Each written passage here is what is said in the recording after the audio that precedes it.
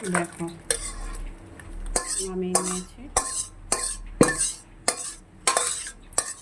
এইভাবে রান্না করে খেয়েও পনির দেখলে খুব ভালো লাগবে।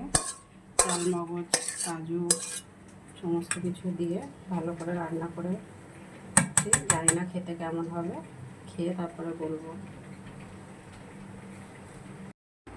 বাজার থেকে যা যা নিয়ে এসছো আমার কোনোটাই পছন্দ হচ্ছে না, বুঝেছো? তাই জন্য ফ্রিজে চিচিঙ্গে ছিল, এরকম দুটো চিচিঙ্গের মধ্যে আবার একটা চিচিঙ্গে পোকা। কি বাজার করেছো বলো তুমি? ওই জন্য চিচিঙ্গেটার মধ্যে কাঁকরোল ছিল, দুটো কাঁকরোল ভালো করে ছাড়িয়ে নিলাম, চিচিঙ্গেটাও ঘষে নিলাম যেরমভাবে ঘষায়, ঘষে নিয়ে এবার এটাকে ভালো করে এ করবো, কুচিয়ে ভাজবো। বুঝতে পারছো কি বাজার শিখেছো তুমি? হ্যাঁ, একটা ভালো বাজারও করতে পারো না।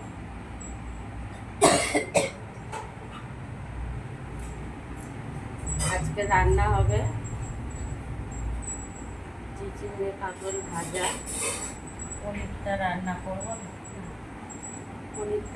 করবো, আর একটু ডাল সিদ্ধ আছে, সেই ডালটা ফোড়ন দেবো।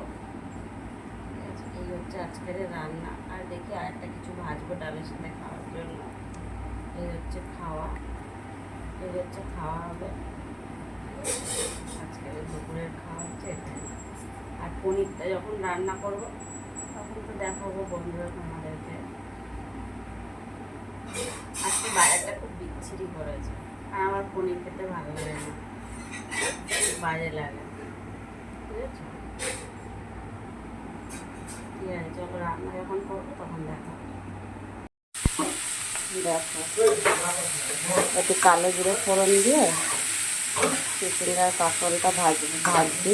নুন হলুদও দিয়ে দিয়েছি, দুটো কাঁচা লঙ্কা দিয়েছি, একদম গ্যাসটা আস্তে করে দিয়ে ভাজাটা ভাজবো।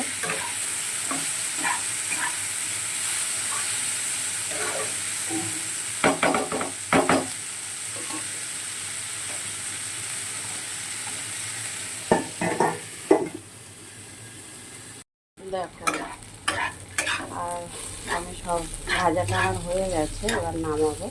আর আমি সবার লাস্টে একটুখানি চিনি দিয়েছি, আর একটু ভাজাটা একটু চিনি না দিলে ভালো লাগে না, একটু চিনি দিয়েছে, একটু মিষ্টি মিষ্টি হবে, বেশ ভালো লাগে।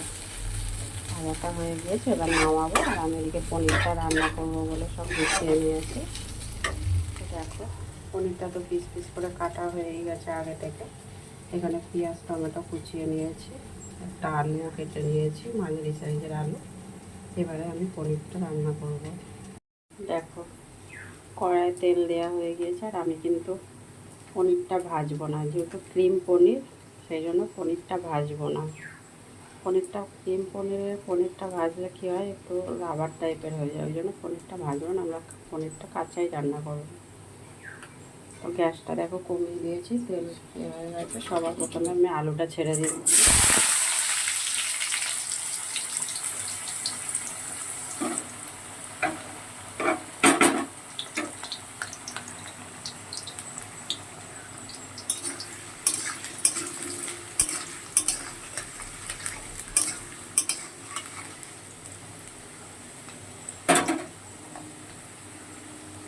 দেখো আলুটা আমার হালকা ভাজা হয়ে গিয়েছে, এবার এটা আমি একটা টমেটো কুচিয়ে আর পেঁয়াজ কুচিয়ে দিয়ে দিলাম।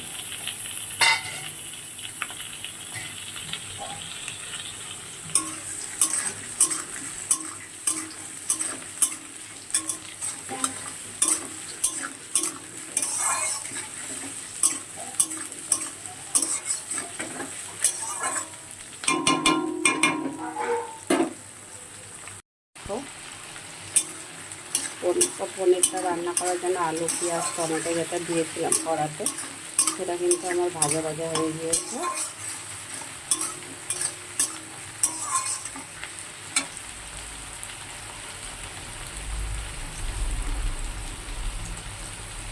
আদা রসুনের পেস্ট দিয়ে দিলাম এক চা চামচ। এটা খুব ভালো করে কষানো হলে তারপরে আমি আরও অনেক কিছুই দেবো, এটা আজকে রান্নার সাথে পনির।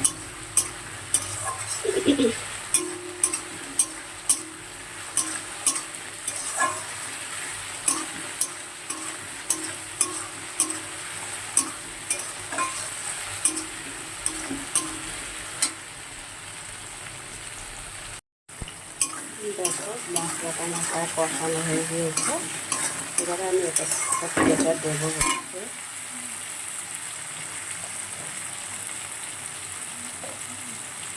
হলুদের গুঁড়ো,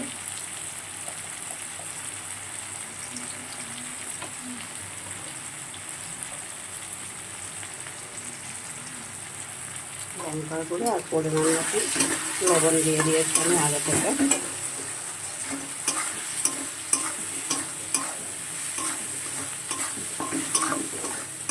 আর একটু কষানো হবে, এখন আর কি পুরোপুরি কষানো হয়নি। গ্যাসটা একদম কম করে দিয়ে আমি মশলাটা কষাবো। আমি পনির রান্না করাটাতে এখন আমি দেবো চাল মগজ দেবো আর কটা কাজু দিচ্ছি। তারপরে আমি পেস্ট করে পনির রান্নাটাতে দেবো। আর মোটামুটি আমার পনিরে আমার সমস্ত মশলা টশলা সব কিছুই দেওয়া হয়ে গেছে, কষানো হয়ে গেছে। এটা পেস্ট করে দেবো। দেখো খুব ভালো করে মশলাগুলো কষানো হয়ে গিয়েছে আমার।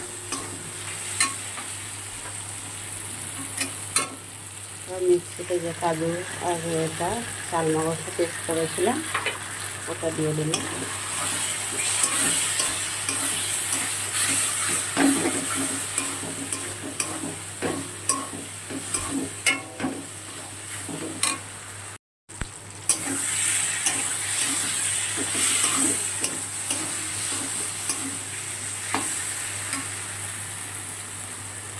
এবার একটু আমি পরিমাণ মতো জল দিয়ে দিই।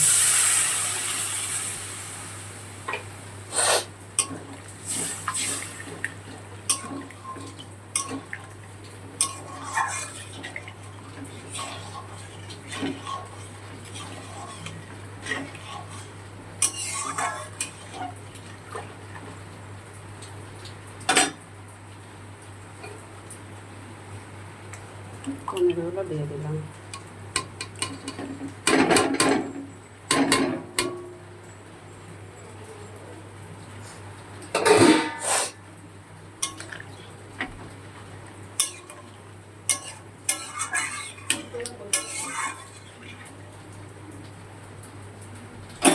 এটা আমি আর 4 থেকে 5 মিনিটের মতন রান্না করে তারপর নামাবো। দেখো অনেকটা রান্না হয়ে গিয়েছে, এবার নামিয়ে নেব। তো বন্ধুরা তোমরা কে কোথা থেকে দেখছো, আমার ভিডিওটা যদি ভালো লেগে থাকে তাহলে লাইক কমেন্ট শেয়ার করে দিও। আর আমার একটা ইউটিউব চ্যানেল আছে, সেটাতে গিয়েও সাবস্ক্রাইব করে দিও। দেখো হয়ে গিয়েছে রান্না, এবার আমি এটা নামিয়ে নেব।